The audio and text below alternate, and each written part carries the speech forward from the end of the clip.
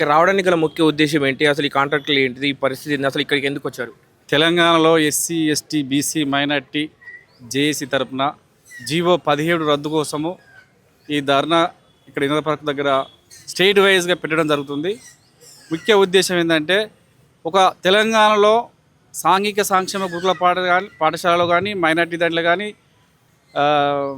ST దాంట్లో కానీ ఈ అన్నిట్లో పేద బడుగు బలహీన వర్గాలు చిన్న చిన్న కాంట్రాక్టులు తీసుకొని ఆ కాంట్రాక్టులు ద్వారా ఒక 10,000-20,000 కుటుంబాలు మన స్టేట్లో బతుకుతున్నాయి.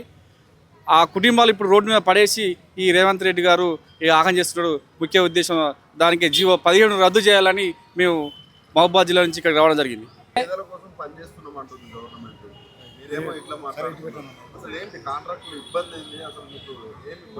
ఈ కాంట్రాక్టులను తీసేసి గుజరాత్ కంపెనీకి ఇవ్వడం జరుగుతుంది.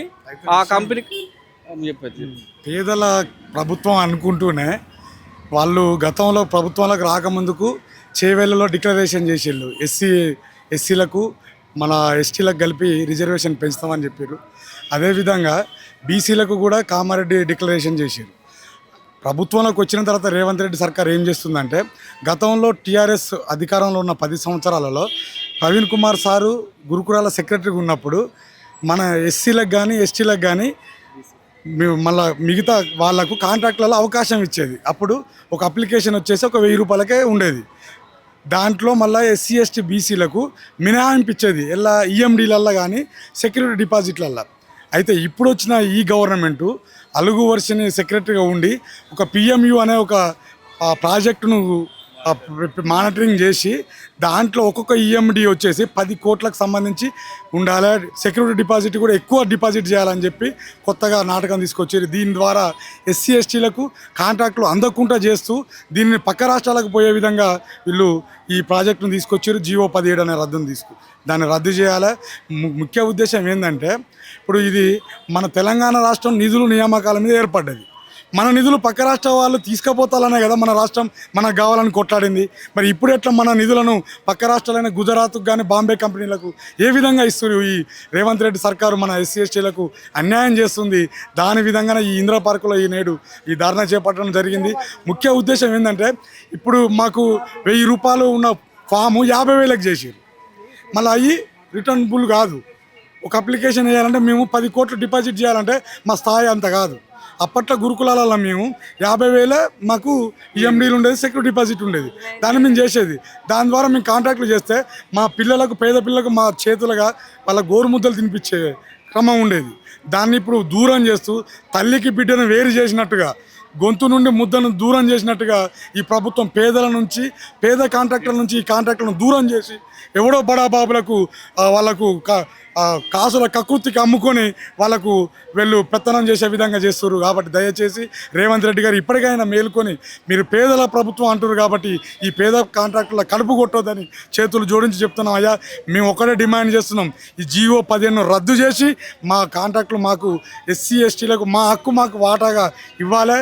దాంట్లో మేము పాల్గొనే విధంగా టెండర్లలో మాకు వేసే విధంగా మాకు అవకాశం కల్పించాలని వేడుకుంటున్నాం. అంటే దీనివల్ల పేదలకు బ్రతికే అవకాశం లేదు ఇలా చేయడం వల్ల. అవునండి, ఇప్పుడు 20,000 మంది రోడ్లో పడుతున్నాం ఈ కాంట్రాక్టులు బడాబాబులు తీసుకుపోవడం వల్ల. గతంలో మేము అప్పులు చేసి మేము టెండర్లు చేసి మేము కాంట్రాక్టులు చేస్తే బిల్లులు సకాలంలో చెల్లించలేకపోయినా కూడా మేము ఇబ్బందులు పడుతూ కూడా దీన్ని మన పిల్లలు మన పేదింటి పిల్లలు చదువుతాలనే ఉద్దేశంతో మేము అప్పులు చేసి మేము కాంట్రాక్టులు చేసి వాటిని చేసినాం. కాబట్టి ఈ కాంట్రాక్టులు మాకు ఇస్తే మన పిల్లల్ని ఏ విధంగా అయితే చూసుకున్నాం ఆ విధంగా మేము కాపాడుకునే పరిస్థితి ఉంటుంది. పిల్లలకి ఇప్పుడు విద్యలో కానీ దేంట్లో కానీ అన్యాయం జరుగుతుంది. కాబట్టి దయచేసి మా కాంట్రాక్టులకు న్యాయం చేయాలని కోరుకుంటూ ఈ 17 జీవోను రద్దు చేయాలని వేడుకుంటున్నాం. ఈ పేద పిల్లల కోసం ఇంటిగ్రేట్ స్కూల్ కట్టిస్తున్నాడు. అసలు ఏంది? ఉన్న స్కూళ్ళల్లో సదుపాయాలు మంచిగా ఉంటే ఇప్పుడు మన ఉద్దేశం ఏంటంటే విద్య అనేది వ్యాపారం కాదు. ఇప్పుడు విద్యా కమిషనర్ ఉన్న ఆకునూరు ఎందుకు రిజైన్ చేసిందంటే 3 నెలలు 4 నెలల ముందే చెప్పండి. ఇప్పుడు ప్రైవేట్ స్కూళ్ళకు మీరు పర్మిషన్లు ఇస్తూ గవర్నమెంట్ స్కూళ్ళను మూసేసే పరిస్థితి వస్తే ఇంటిగ్రేటెడ్ స్కూల్ ఎవరికి కావాలండి? ఇంటిగ్రేటెడ్ స్కూల్ పెడతావు, పెట్టినాక ఆ తర్వాత మళ్ళీ పేదోళ్ళకు జాబులు ఉన్న పిల్లలే పోతారు. ఇప్పుడు మా ఊర్లో ఉన్న స్కూల్ మూసేస్తే మేము 10 కిలోమీటర్ల దూరం ఉన్న స్కూల్లో పోయి చదవాలి. బస్సు సౌకర్యం లేదు మాకు. దాట్ల విలేజ్ అనే స్కూల్లో ఇప్పుడు సక్సెస్ స్కూల్ వచ్చింది 3 సార్లు మేము 10th రిజల్ట్లో ఐటీకి సాధించినాము 100% దాంట్లో. ఇప్పుడు అట్లాంటి స్కూల్ ఇంటిగ్రేటెడ్ స్కూల్ ఎత్తే మా పిల్లలను చదివించే స్తోమత లేకనే ఉంటాండే. ఇంటిగ్రేటెడ్ స్కూలు నియోజకవర్గానికి ఒకటి, వాళ్ళు ఎన్ని సీట్లు ఉంటాయి సార్? ఉన్న స్కూల్ మూసేసి ఒక 100 సీట్లు ఇస్తే మరి మిగతా పిల్లలు ఏడికి పోవాలి? ఫస్ట్ ప్రైవేట్ స్కూల్ విద్యను వ్యాపారం చేయొద్దు కదా. ప్రైవేట్ స్కూల్కి నువ్వు పర్మిషన్ ఎట్లా ఇస్తాను? నువ్వు ప్రైవేట్ స్కూల్కి పర్మిషన్ ఇస్తే గవర్నమెంట్ స్కూల్ ఏడా అభివృద్ధి చెందుతాయి? మళ్ళీ సక్సెస్ స్కూల్ కూడా తక్కువ రేటింగ్ తోటే ఉన్నాయి. సక్సెస్ స్కూల్ వస్తే ప్రైవేట్ స్కూల్లోకి పోయి ఇంగ్లీష్ స్కూల్లోకి ఎట్లా పోతారు? మన గవర్నమెంట్ స్కూల్ అన్నీ ప్రొవైడ్ చేస్తే ప్రైవేట్ స్కూల్లోకి పోలేరు కదా. ఉన్న స్కూళ్ళను మౌలిక సదుపాయాలను మంచితనంగా చేసి మంచి పెడితే గవర్నమెంట్ స్కూళ్ళల్లో అత్యధిక పర్సంటేజ్లతోటి పాస్ అయ్యే విధానం ఉన్నది. ఇప్పుడు ఆ విధంగా రిజల్ట్ కూడా వచ్చినాయి. ఇప్పుడు వచ్చిన ర్యాంకులు కూడా ఎక్కువ గవర్నమెంట్ స్కూళ్ళల్లో ఆనిముత్యాలు లాంటి పిల్లలు ఉన్నారు కాబట్టి వాళ్ళకు మెరుగైన విద్యా అవకాశాలు కల్పించే విధంగా స్కూళ్ళు ఉంటే భవిష్యత్తు తరాలలో ఎస్సీ ఎస్టీ బీసీలు కూడా అందరంత అవకాశాలను అందిపుచ్చుకుంటారు. కాబట్టి దయచేసి గవర్నమెంట్ స్కూళ్ళను అభివృద్ధి చేయాలి. అదేవిధంగా ఇప్పుడు అదేవిధంగా సార్ ఏదో విధంగా అయితే గత ప్రభుత్వాలు ఏ విధంగా అయితే ఉన్నాయో కాంట్రాక్టులు అదేవిధంగా కొనసాగించే విధంగా చర్యలు చేపట్టాలని గవర్నమెంట్కి మేము విజ్ఞప్తి చేస్తున్నాం సార్. గత ప్రభుత్వంలో ఎలా ఉంది? ఒక అప్లికేషన్ వచ్చేసి 1000 రూపాయలు సార్. ఆర్ఎస్ ప్రవీణ్ కుమార్ గారు గురుకుల సెక్రటరీగా ఉన్నప్పుడు ఎస్సీ ఎస్టీ బీసీలకు మినిమం ఇచ్చేది 40%. ఒక అప్లికేషన్ వచ్చేసి 1000 రూపాయలు ఉండే. ఇప్పుడు ఒక అప్లికేషన్ వచ్చేసి 50,000 రూపాయలు. ఒక అప్లికేషన్కి 50,000 పెట్టి మేము దాంట్లో సెక్యూరిటీ డిపాజిట్ చేయాలి. 1 కోటి 2 కోట్లు అంటే ఎక్కడి నుంచి తెస్తాం సార్ మేము? ఎస్సీ ఎస్టీలకు మీరు స్కీములు పెడతా అని చెప్పిన మీరు ఉన్న స్కీములను ఎత్తేసే పరిస్థితి తీసుకొచ్చారు. ఇప్పుడు ఎస్సీ ఎస్టీలకు 10 కోట్ల రాబడి ఉందా సార్? టర్న్ ఓవర్ చూపెట్టాలా బ్యాంక్ స్టేట్మెంట్ అంటే ఎక్కడి నుంచి తేవాలి మేము?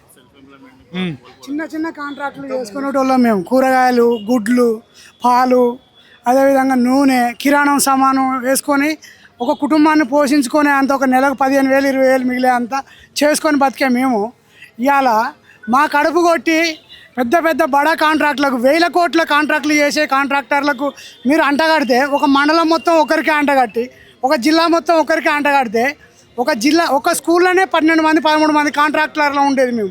మీ ఒక 12-13 మంది కాంట్రాక్టర్లు ఒకే స్కూళ్ళు ఉంటే ఒక రాష్ట్రంలో ఉన్న స్కూళ్ళు గురుకులాలే 1200 గురుకులాలు ఉన్నాయి.